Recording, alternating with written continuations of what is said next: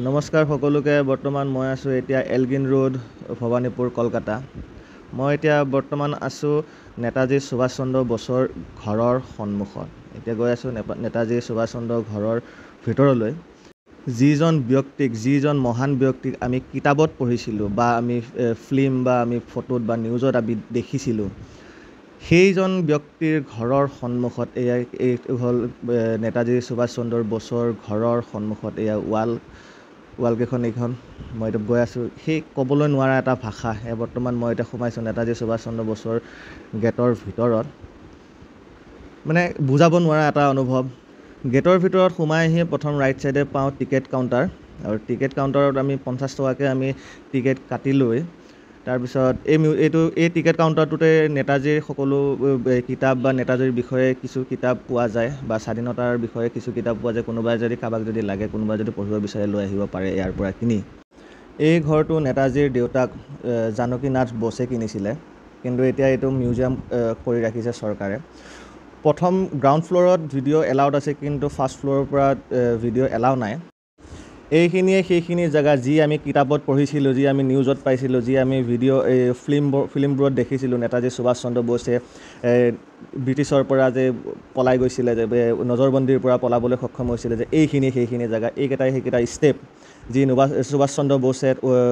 নামি আহিছিলে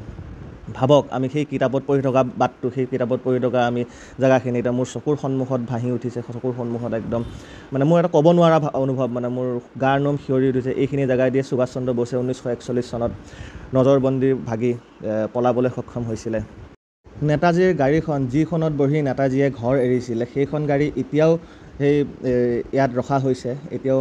মানুহে গ'লে চাবলৈ পাৰিব এতিয়াও সেই গাড়ীখন সেনেকেই আছে আমি যদি ফাৰ্ষ্ট ফ্ল'ৰলৈ যাওঁ তেখেতৰ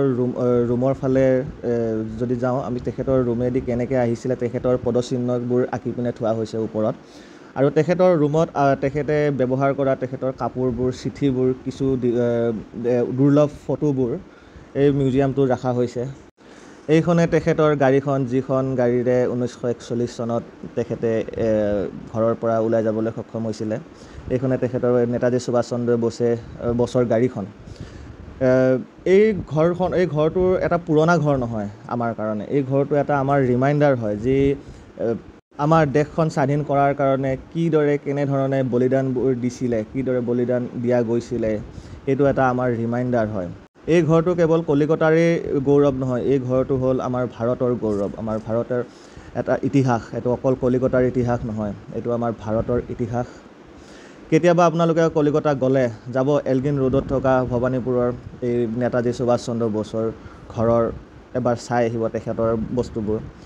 বাকী তেখেতৰ ঘৰৰ সকলো বস্তু চাই আহি তেখেতৰ ঘৰৰ সন্মুখতে থকা চাহৰ দোকান এখনত চাহ অলপ খাই লৈ ঘৰমুৱা হ'লোঁ ৰ'ব ভিডিঅ'টো শেষ হোৱা নাই এইখিনিতে ফেচবুক পেজটো আপোনালোকে ফ'ল' যদি কৰা নাই তেনেহ'লে অনুৰোধ কৰিছোঁ ফেচবুক পেজটো ফ'ল' কৰি ল'ব